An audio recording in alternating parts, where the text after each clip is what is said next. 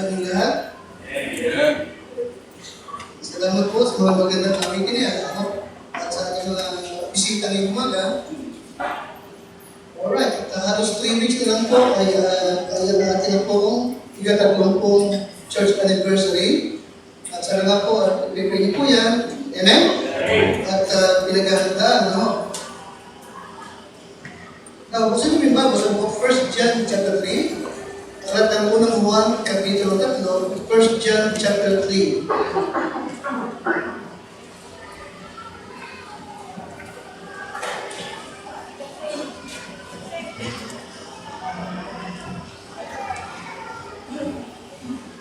At ngayong umaga, ang ating paksa ay patungkol po sa mensahe ito lagi, sa mga kapatiran natin kung sila pinapupunta sa malayong lugar. At ito yung natin kung kanilang pinapaalala po sa kanila. Ngayong umaga, ibig ko na muli natin pong balikan itong paksa ito. 1 John chapter 3.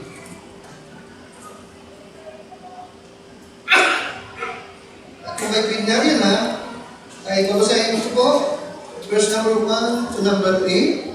Ako po sundan niyo po, 1 John chapter 3, verse 1 to number 3. Nandiyan na po kayo?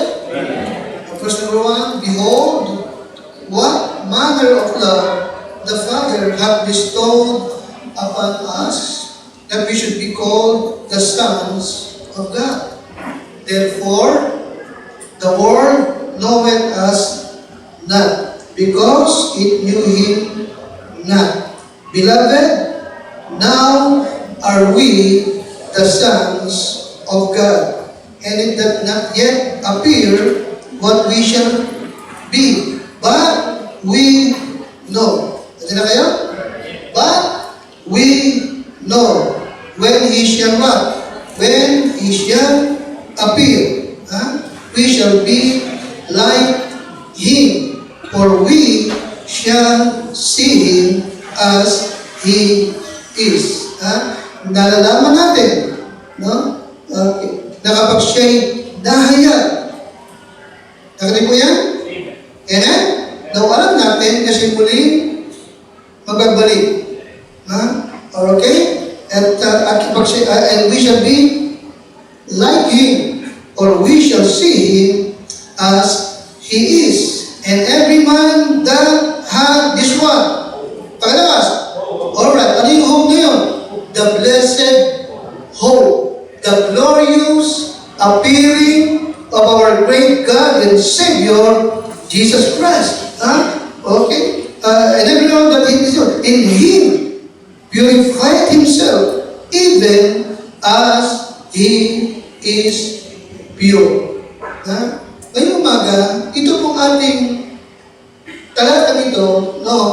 Ito yung talaga na nagpapakita ng ilang ng mga bagay na magsibing protection natin o depensa natin na makatutulong upang tayo manatiling totoo, tapat sa ating Diyos hanggang sa kanyang muling pagpapakita. Amen, Christian? Amen? Now, sa lesson natin ngayong umaga, maliwanag sa atin na ang ating Panginoon ay talagang muling magbabalik. Amen? Amen? At ang kanyang pagbabalik is what? Any moment. Ito be pwedeng maganap anumang oras. Ano kasi yun? Amen? At ang Biblia naman ay talagang nagpapakita na habang papalapit ang ating Panginoon. Okay, habang siya papalapit, tayo po'y namumuhay sa panahong mapanganib. Amen siya? Pero this time shall come. At isang bagay na ating nakikita ngayon is what? Okay, karamihan ng tao ay what? They are lovers of pleasure more than lovers of God. Tama ba? Walang panahon sa Diyos. Walang panahon sa Panginoon. Nakalulungkot na maging yung mga nagsasabing they are Christian. Halos walang time sa Diyos. Amen? Ano yun sa Diyos? Amen? Ang kanilang Christian life ay kapag Sunday lang. Isang maging naingat tayo. No? Ang ating faith, ang ating pagiging Christian ay hindi panglinggo lang. Amen? Ito'y buhay na natin. No? What's that to say? Talagang habang mabait with the Lord, ang tawag siya, they are lovers of pleasure more than lovers of God. Ha? At karamihan ng churches, karamihan ng Christianity, pansabi nila, karamihan is what nagsasabing they are Christian, okay, tumanggap daw sa Diyos, but wala yung power ng Diyos sa buhay nila. Alam ang kinig sa akin? Having a form of godliness, but they denying the power thereof. Ano sabi ng Bible sa atin? Lumayo tayo dyan. Ayaw natin mangyari na tayo mga bilang pa sa casualties.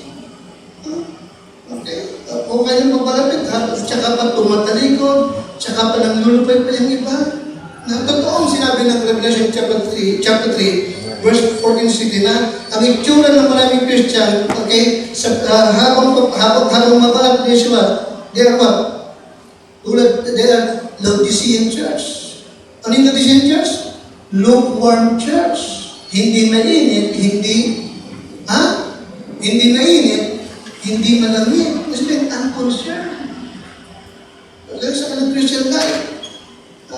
Kaya nga, ito yung ating maging paksa ngayong umaga ito. No? How to remain true to God. Paano tayo'y manatiling totoo sa ating Diyos? Pakilakas nga yung ating title.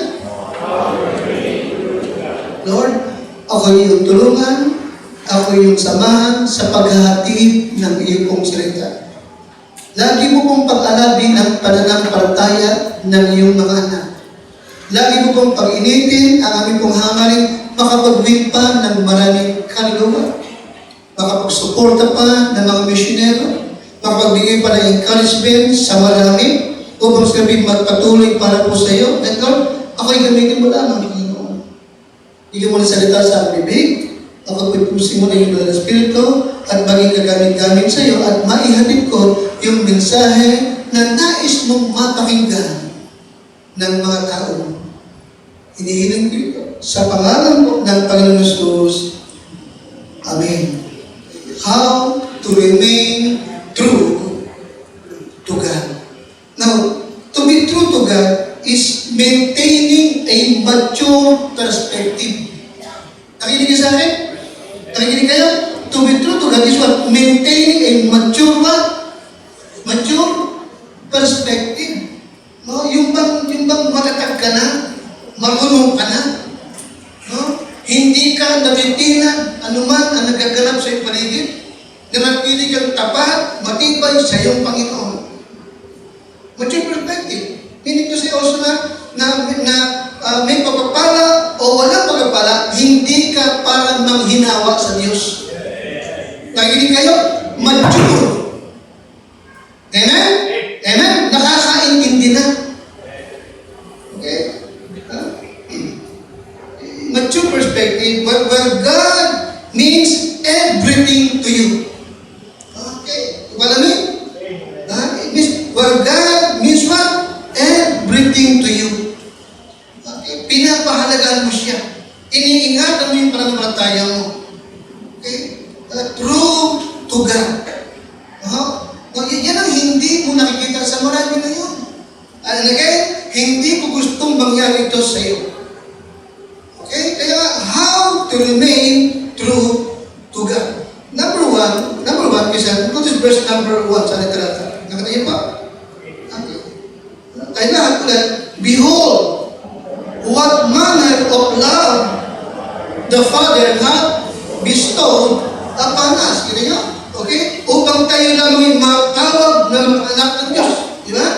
Okay, you see? Okay, ano pinapakita? No, okay, anong klaseng pag-ibig ang kanyang iniibig sa atin? Okay, ito ba'y sacrificial na, di ba? Di ba namin isa? Kaya to remain true to God, number one, we must have the knowledge of what God did for us. Ano kita? Inibig kanya ng walang katulad. Nakikinig ba sa akin? Amen?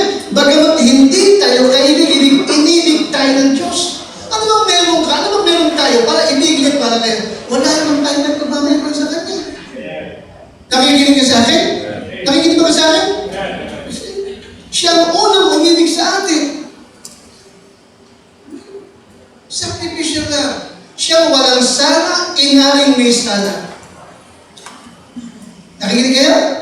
In 1 Peter 1:18, hindi ba? Kanyang tinubos, hindi ng pila, hindi ng ginto, mula sa walang kabuluhan para pamuhay nating namana sa ating bukod, kundi na kanyang what? Precious blood. Kaya nga, we must have the knowledge of what God did for us.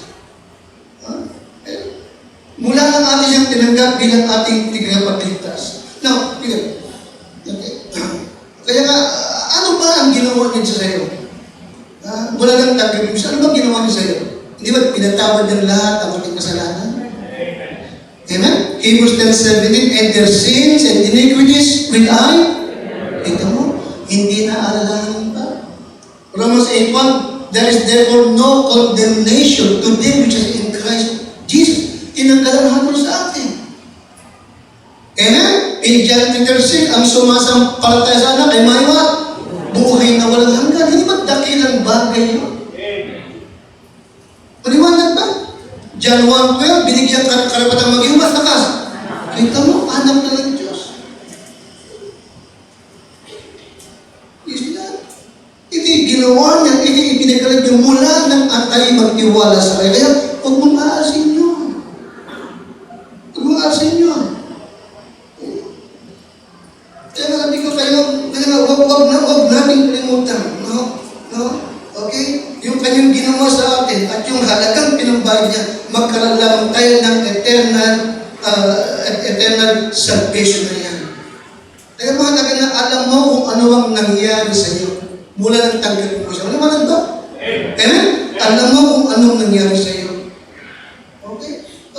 Maraming Christian, maraming tao sa Diyos, hindi alam nangyari sa kanya. Last week, may pinuntahan ako sa Bubukan. Pinakilala ko pa kay Brother Orly.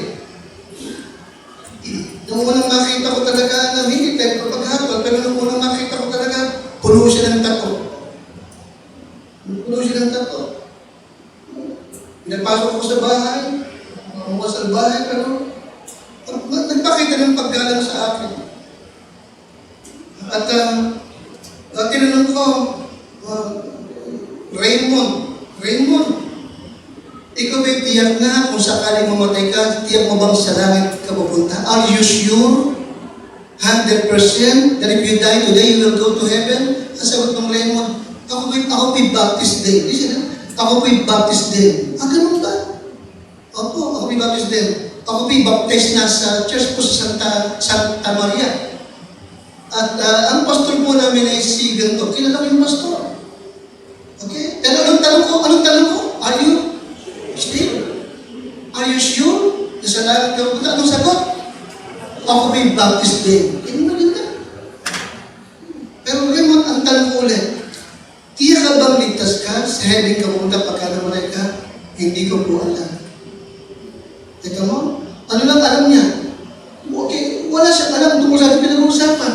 Ang alam lang niya, baptist siya at baptist siya. At sabi ko, Raymond, hindi kaligtasan ng baptist at maging bautismo. Pwede ka mag-bautismo ng marami ulit pero sa impyerno ka rin pupunta kung wala ka namang buhay na walang natanggap kay Kristo Jesus. Alam mo, tumanggap. Pati mo ulit, di ba? Tumanggap sa Panginoon. Okay? Tinanong ko ulit. Tumanggap. Okay, Raymond, sino tinanggap mo? Ang Diyos po. Sino Diyos? Kakatakot pa lang, di ba? Sino Diyos ang tinanggap mo? Si Kristo po. Tiyak mo na bang ligtas ka pag namatay ka hindi mo? Hindi pa rin alam. Hindi pa rin alam. Nagdalawang turo ko at saka pa nakatiyak. Inimbat ko, mag-church doon, hindi tumatay. Nakikinig sa akin? Amen? Is this mga kaibigan? Kung hindi mo alam kung hindi mo alam ngayong umaga, kung ano ang nangyari sa iyo, sa kabila nung sinasabi mo yung tinanggap mo si Kristo, hindi ka ligtas. Amen. Okay? So, makikita mo, the reason kung bakit maraming naging member ng Calvary, naging member ng Baptist, pero walang appetite, walang desire to read the Bible, to go to church. Kasi bakit hindi talaga naligtas. Hindi alam kung ano ang nangyari sa kanya. Ay, nakikinig niya? Kaya to remain true to God. Ano yung number one? We must have what? Lakas, we must have? Lakas. We must have the knowledge of what?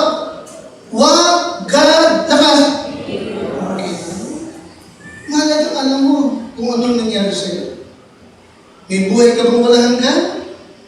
Ang pangalan mo ba nakarecord na sa Book of Life? Ha? Ikaw ba'y anak na ng Diyos? Ha? Alam mo bang hindi ka nahahatulan sa bakit si Kristo bang siya nahatulan para sa iyo? John 5:24 says, Verily, verily, I say unto you, he that heareth my word and believeth on him that sent me hath everlasting life and shall not come into condemnation, but is passed from death unto life. Wala nang hatol sa mga nakikristo. At least mga kaibigan, tayo ngayong umaga, mga kaibigan, ikaw ba, ligtas ka na ba? Tiyak mo na ba na pag namatay ka sa langit ka pupunta? Kaibigan, kung wala kang katiyakan ng langit, hindi mo sigurado, meron kang malaking pag-aalilangan pa, ngayon po ang araw para maligtas ka. Huwag mong palagpasin ang pagkakataon nito. Ha? Ang pagparito mo ngayong umaga ay hindi aksidente, nais ng Diyos maligtas ka. God is not willing that any should perish, but that all should come to repentance. Ayaw niyang mapahama ka, ayaw niyang maparusahan ka. Gusto niyang maligtas ka. Pero ikaw ang mag-aanyaya sa Kanya, ikaw ang tatanggap sa Kanya.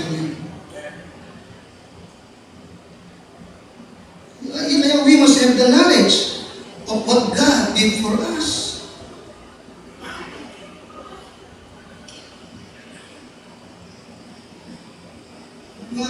Marami tayong young people dito sa church na maganda ang umpisa. Marami tayong member dito na kabataan, maganda ang kanilang pasimula. Pero nakakalungkot, maganda lang ang pasimula, pero hindi nagtapos na maayos na wawala tayo. Maraming dahilan ay ito. Hindi alam kung anong nangyari sa kanya. Nakikinig ka sa akin? Kaya nga, kung ngayong bumaga, alam mo ba ang nangyari sa iyo? Ha? Mula nang tanggapin mo ang Panginoong Kristo? Secondly, notice verse number 1 ulit. Nandiyan kayo? Behold, what manner of love the Father had bestowed upon us upang tayo lamang ay matawag na mga anak ng Diyos. Therefore, the world knoweth us not because it knew Him not. Verse number 2, pagkatapos, beloved, now, kita mo, now, mga minamahal, ngayon ay mga anak tayo ng Diyos. Kita nyo? Mula ng ating siyang tanggapin. Pangalawa, to remain true to God. Number 2, we must have the knowledge of who we are. Pangalawa? Okay. Mahalaga yan. Alam mo kung sino ka na. Mula ng ating tanggapin si Kristo, naging anak tayo ng Diyos, pakalakas? Anak ng Diyos. Ano ang sabi ng Bible? Mga minamahal, ngayon ay mga anak tayo ng Diyos. Kaya ang kaligtasan ay hindi progressive. Hindi ito step by step. The moment na ang tao ay tanggapin si Christ talaga, genuinely, na totoong pagtanggap, kaagad siya nagiging lakas, anak ng Diyos. Hindi po yan. Kaya ang pangalawa, to remain true to God, mahalaga, alam mo na rin kung sino ka na. Paliwanag ba? Saan ka man makakarating, huwag mong kalimutan, ikaw ay anak ng Diyos. Paliwanag ba? Anak ng Diyos. Hindi na mapapahamak, may buhay na wala hanggan, at ang pagiging anak ay hindi na nawawala. Nakikinig ba ka sa akin? Hindi na nawawala, hindi na binabawi. Okay? Pinapalo ng Diyos, pero anak pa rin. Maliwanag ba? Pag hindi ka pinalo, nakikinig ba kayo? Pag hindi ka pinalo, bagamat rebelde ka, hindi ka pinalo, bagamat mali ka sa pulo mo, hindi ka pinalo, bagamat ikaw ay gawa, may iniingat at kasalanan, maliwanag, hindi ka anak. Pinapalo ng Diyos ang kanyang iniibig at kanyang hinahampas yung tinatanggap ng anak. Whom the Lord loveth, He chasteneth and scourgeth. Whom He receiveth. Kung wala kang pagpalong natatanggap, bagamat ikaw ay, kung wala kang pagpalong natatanggap, samantalang ibig nakakatanggap, kung ganun ikaw ay, you are bastard. Hindi ka tunay na anak. Amen, Krishna? That is who we are. We are not belong to God's family. Amen? Kaya nga, we are eternally secure. Kasi anak niya. Kaya we need to remember who and what we are. Na 1 John 5:19. 1 John 5:19. 1 John 5:19.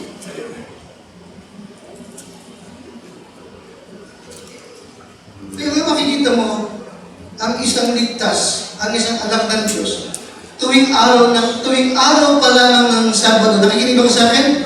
Araw pa lamang ng Sabado, alam na niya bukas Lord's Day. Bukas mag-church ako. Nakikinig ba kayo? Naghahanda siya. Handa Bible niya, handa damit niya. At pagka Sunday ng umaga, andon, nagre-ready na siya to go to church. Nakikinig kayo? Sapagkat anak siya eh. Hindi tama, di ba? Anak siya. Okay? At alam niya, yung oras ng pagkain dito sa church. Amen? Alam niyo, amen? Maaring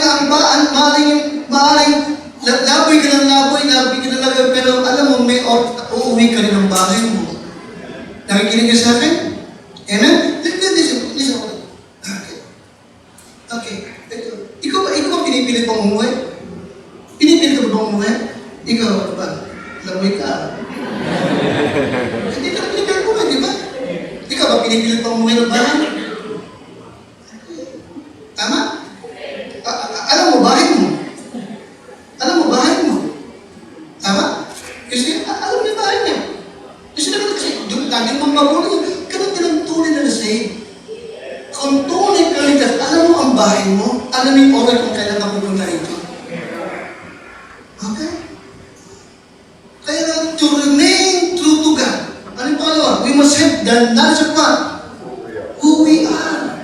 Alam mo kung sino ka.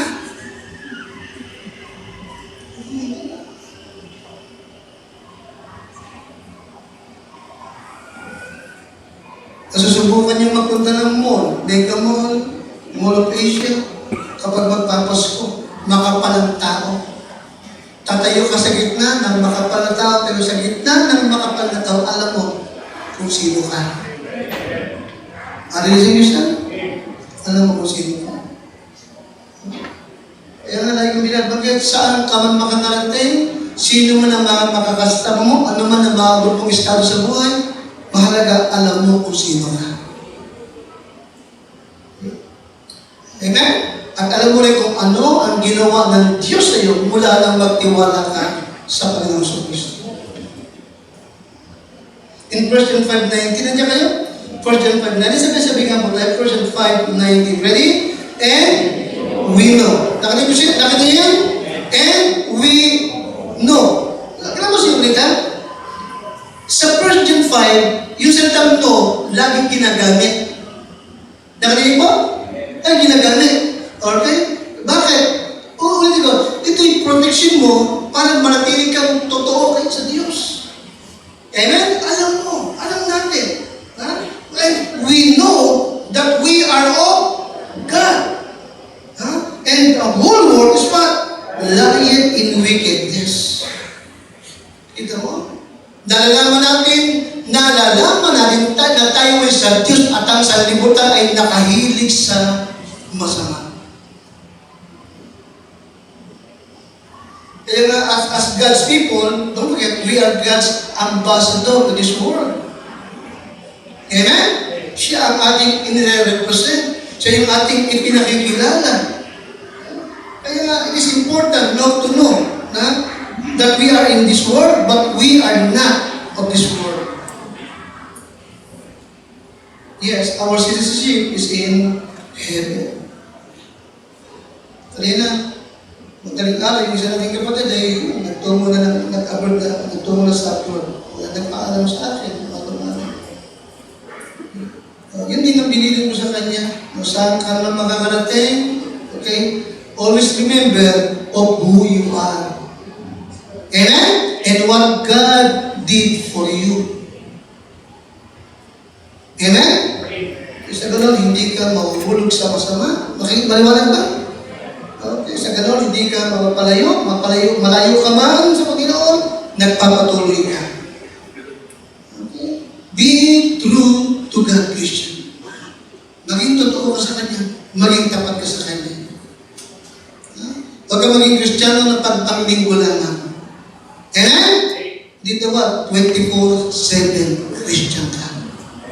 Ligtas ka at alam mo ang ginawa ng Diyos sa iyo. Alam mo kung sino ka. Okay? Kaya nga as a Christian, bilang God's people, anak ng Diyos, talagang inutusan niya tayo to live a separated life, di ba?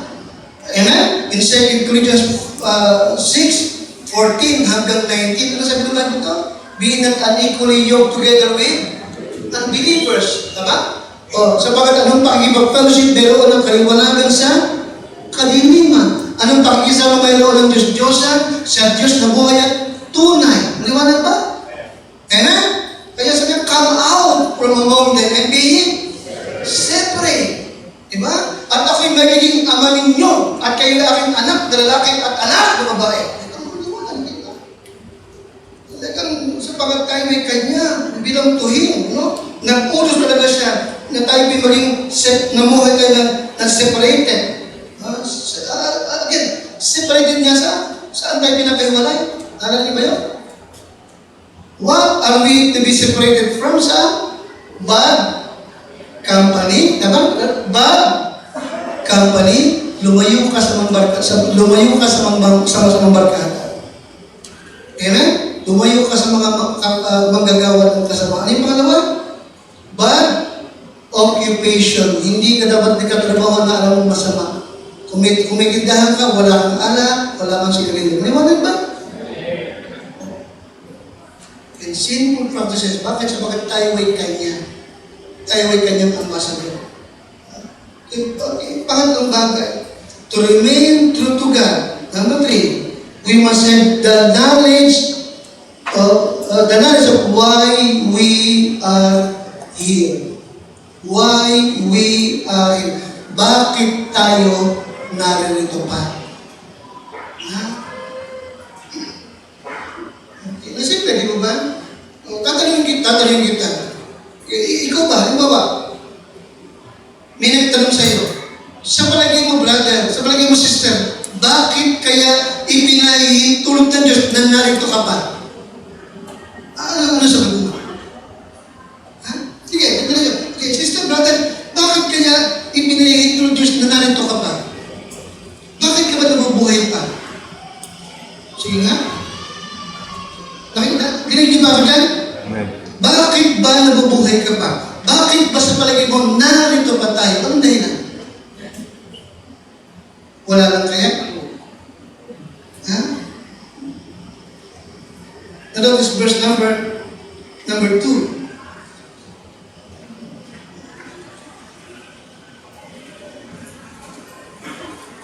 Nandiyan kayo? Beloved, now are we the sons of God. And it does not yet appear what we shall be, but we know that when He shall appear, we shall be like Him, for we shall see Him as He is. Okay? To remain true to God, we must have the knowledge of why we are here. Huwag nating kakalimutan ko siya, that God not only save us from something, God not only save us from something, but to something, to do something. Minsan, totoo talaga na niligtas ka ng Diyos para huwag kang mapunta ng impyerno. Pero hindi doon lang. Hindi doon lang. Don't forget, we are saved to do something. May dahilan siya kung tayo naligtas. Kung bakit tayo kanyang i-deliver sa tiyak ng kaparusahan. Yes, to do something. Ano yun? John 15:16. John 15:16, you have not chosen me, but I have chosen you and ordained you that you should go and bring forth fruit. Paliwanag ba? To do something. Ano yun? To go and bring what? To go and bring what? Fruits. That your fruit shall remain. Kaya bakit tayo narito pa? Anong dahilan? Yes, to win the lost. To proclaim the glorious gospel of the Lord Jesus Christ. Amen niyo siya? Yun ang dahilan kung bakit narito pa tayo. Minsan binigay ko sa inyo na according to John 14:3, sabi ng Panginoon, sapagat ang ibig ko, kung saan ako naroon, doon din kayo. Ano sabi niya? John 14:3? Sapagat ang ibig ko, kung saan ako naroon, doon din kayo. Di ba? Ngayon, kung ibig ng Diyos, kung ang desire, ang pag-ibig ng Diyos kung saan siya, doon din kayo, bakit narito ka pa? Pag hindi ka niya kinukuha ka agad, ito ang dahilan. Ito ang dahilan kung bakit narito ka pa. You are here to do something. Amen? To go and bring forth fruit. Amen? Maliwanag ba? To go. Hindi sila ang pupunta rito. Tama ba? Tayo ang pupunta sa kanila. Kasi mga kaibigan, simulan tayo magtatatlong taon ng church. This coming March 21, ating ikatatlong anniversary na. Sa loob ng 30 years, ang ating prinsipyo ay biblical. Nakikinig kayo? Tayo ang hahayo. Tayo ang magpupunta sa kanila. Hindi sila ang ating asang pupunta rito. Maliwanag ba, Makrit? Maliwanag ba? Huwag ka gina. God, pakibasa ang mga lakas, God did not require the people, needing to be saved, to come to the church. God expected us, tayo, to go to them. Romans 3:11, di ba?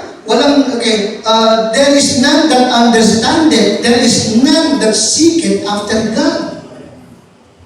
Kaya nga, hindi tayo nanap, siya naghanap sa atin, di ba? Ganun din tayo. Hindi sila parang mabulat. Tayo po ay magtatatlong taon ng church. Ako halos magpo 40 years na sa ministry mula ko sa Pasig.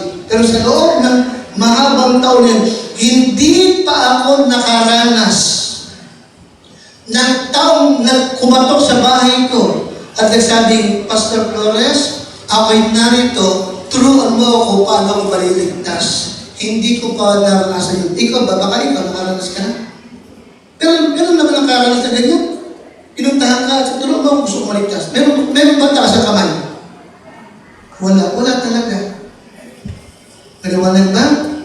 Tayo ang pupunta sa kanila. Amen? Amen? Kaya natin yun.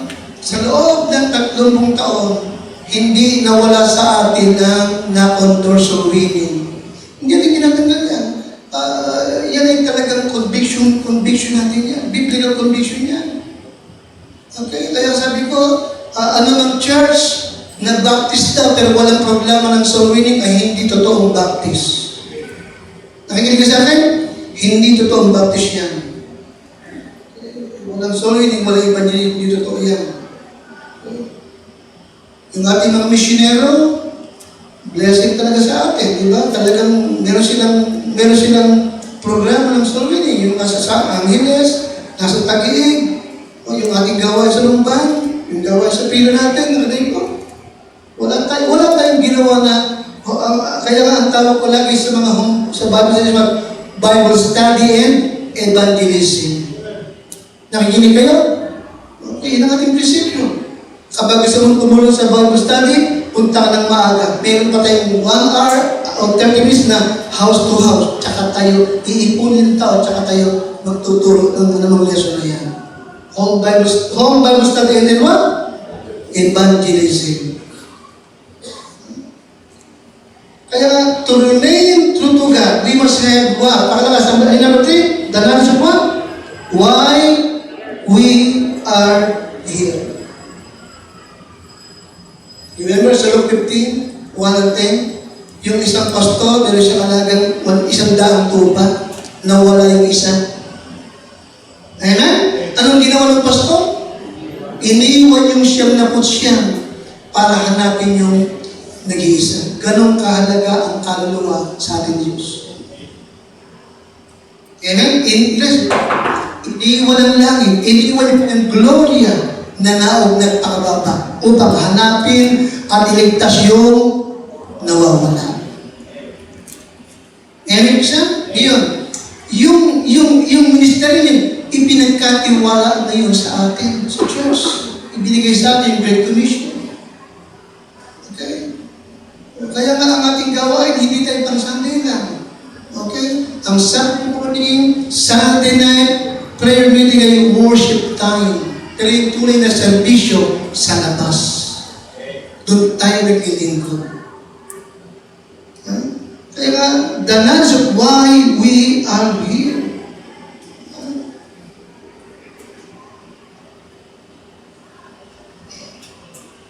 May mga church ako napuntahan, nagkakausap ng mga member ng ibang church. Nagulat ako. Totoo, kinuwento ko nga nung Wednesday. Ang soul winning nila, tracts distribution lang. Sabi ko, mahina yun. Trabaho lang yun ng mga high schooler namin. Tama? Tama? Tayo, kung magbigay man ng church ng tracts, hindi basta bigay lang. Tama, di ba? Anong ginagawa natin? Bago yung pagkang tracts, anong ginagawa natin ba? Nagtatanong mo na, di ba? Kaibigan, kamag-anak, tiyak mo na bang pag naman ay kailangan ng punta? Ginagawa lang niya kapag wala na tayong time na magturo pa, di ba? Pag ano na, kaibigan, ikaw ba tiyak mo na ba pag naman ay kailangan ng punta mo? O hindi pa? O sige, basahin mo ito ha. Basahin mo yan, basahin mo yan. Kapag hindi mo ba tiyak, basahin mo rin. Sige. Are you with me? Yung ibang church, distribution lang. Now listen, hindi soul winning yun. Tama? Ang soul winning ay what? Confrontational. Bottom-rolling. One-on-one. Amen? Pag nag-ibigay ang tracts, hindi ka nito soul winning doon. Ang tracts what? Helping souls. Tinutulungan mo yung souls. Pero hindi soul winning yun. Napasin ko rin pati. Sa loob ng mahabang taon, nakita ko, ang trust distribution, according to, sa mga testimony ng ilan, ay effective sa mga adult, pero hindi effective sa mga kabataan. Are you listening? Amen? Pero tingin yung kabataan, adik sa lakas. Adik sa cellphone. Para basahin, hindi niya para basahin. Babasahin niya yung kakagkaranggit na letra sa cellphone, pero hindi yung trust mo. Nakikinig kayo? Kaya nga sayang lang kapag para ka namimigay ng proyekto. Huwag ka naman. Okay, bigyan ka pero magbigay ka ng testimony. Kung hindi ka patiyak na pag namalay ka lang, ikaw nagbasahin mo yan hanggang matiyak mo. Tama? Hindi ka bigyan. May binigyan ako, hindi niya tiyak, okay. Kaibigan, binigyan ko. Alam mo kaibigan, hindi relihiyon yan. Okay? Walang relihiyon makakapagdala sa heaven. At ikaw, hindi rin ikaw ang tagapagligtas ng sarili mo. Gumawa ka ba ng kabutihan, impyerno ka rin pumunta. Basahin mo yan. Napakasimple niya. Basahin mo. Hanggat patiyak mo. Sige, gabay. Amen niyo siya? To remain true to God, we must have the knowledge of why we are here. Bakit ba tayo narito? Anong dahilan? Bakit tayo narito? Pakalakas, to go and bring fruits. Anong fruits? Kaluluwa ng tao. So be soul conscious. Be soul conscious. Saan ka mapunta? Sino man ang makalo mo? Okay. Make it a habit. Nakikinig kayo? Be a soul conscious and make it a habit na magtanong ka lagi, are you sure if you die today, you will go to heaven? Number 10, the last.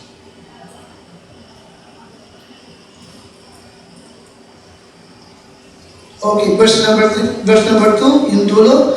But we know that when He shall appear. Pakiguhin tayo ngayon.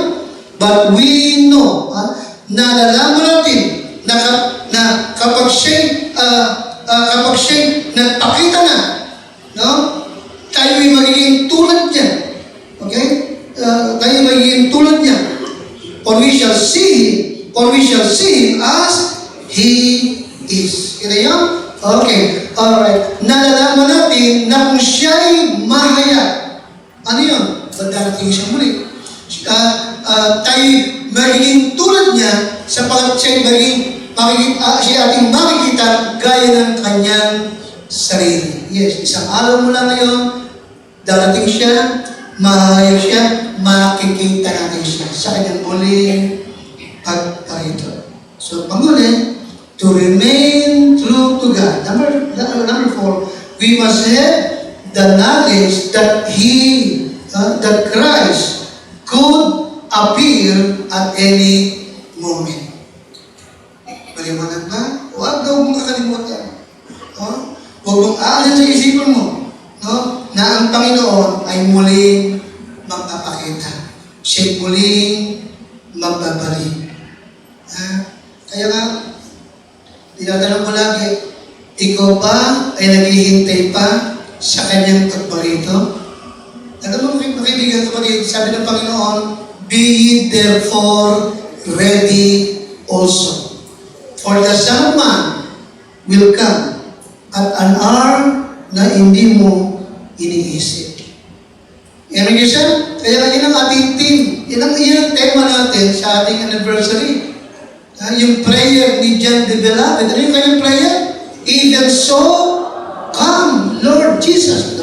Ipinag-pray niya. Naghihintay siya sa pag-iyan din ang nais ng Diyos sa atin. Amen? Amen? Nasasabi ka sa Kanya. Okay? Hindi sapagat sawa ka na sa buhay mo, o malayo na, hindi ganoon. Okay? Nasasabi ka. Okay? Kapag paano bang yung mahal mo sa buhay na napalayo, napunta sa malayong lugar? Diba? At nagsabing, darating ako, hindi ba excited ka? Nakikinig ba ka sa akin? Hindi ba yung parang inaapura mo yung araw? Like yung nakatingin sa kalendaryo, kinukuhin ka mo. Oh. Yan. 365 days na lang. Nakikinig ba ka sa akin? To remain true to God. We must have the knowledge, okay, that the Lord could appear at any moment. Yes, babalik siya. Atin siya makikita. Okay? Siya darating like a thief in the night. Amen? In 1 Thessalonians 5, 1 and 2, sabi ni Pablo, okay, ngunit tungkol sa mga kapanahunan, hindi ko na kailangan pang sabihin sa inyo, sapagat kayo rin ang lubos na nakakaalam na ang pagdating ng kaalawan ng Panginoon ay tulad ng magdanakaw sa gabi. Paliwanag ba? Bakit ikinumpara na yung pagdating ni Kristo ay parang magnanakaw? Bakit sa palagay nyo na binanggit na ang Lord darating na parang magnanakaw? Bakit parang magnanakaw? Anong dahilan? Anong dahilan? Bakit yung kanyang pagbalik parang magnanakaw daw? Anong dahilan? Ang magnanakaw ba nagpaparamdam? Ang magnanakaw ba nagbibigay ng sign na darating siya? Ang magnanakaw ba maingay? Kumakalabog pag parating?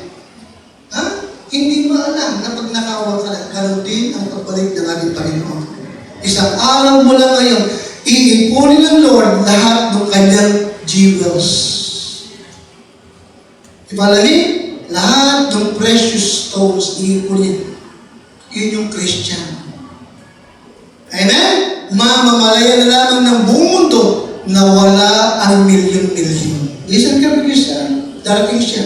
Ang kanyang pagbabalik ay mayroong dalawang bahagi, to So, number one, rapture. Aagamin lahat ang sa kanya ay nanali. Then, 7 years tribulation, then what? Revelation. Doon lang siya makikita ng buong mundo. Yun siya, to remain true to God, we must have the knowledge that na ang ating Panginoon muling paparito. Ha? Kaya nga sabi ko, naghihintay ka pa ba? Naghahanda ka pa ba sa kanyang muling pagbabalik? Naihabol ko ito. Alay ko binabanggit, tinanong ko rin last Sunday to sa church. Matanong ko lang kayo. What will happen? Ano sa inyong palagay ang mangyayari kapag nag-rapture na? Ulit ka, ano sa paligid yung mangyayari kapag nag-rapture na? Saan tayo pupunta? Diretso ba agad sa heaven? Diretso ba agad? Pag nag-rapture, diretso heaven ka agad? Listen, huwag mo kakalimutan, may bima judgment pa. Are you with me? In 1 Thessalonians chapter 4 and 17, di ba? Sabi mo ba? At tayo ay sasalubuhin niya doon sa air, sa alapaap. Iba lang, hindi agad na heaven. Bakit? Harap muna tayo sa beam of judgment. For what? To give account ng ating mga sarili sa Diyos, whether it be good or bad. Maliwanag ba?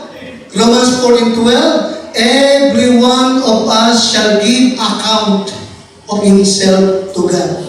Diba yung alam niyo? 2 Corinthians 5:9-10. Ano sabi ng Bible?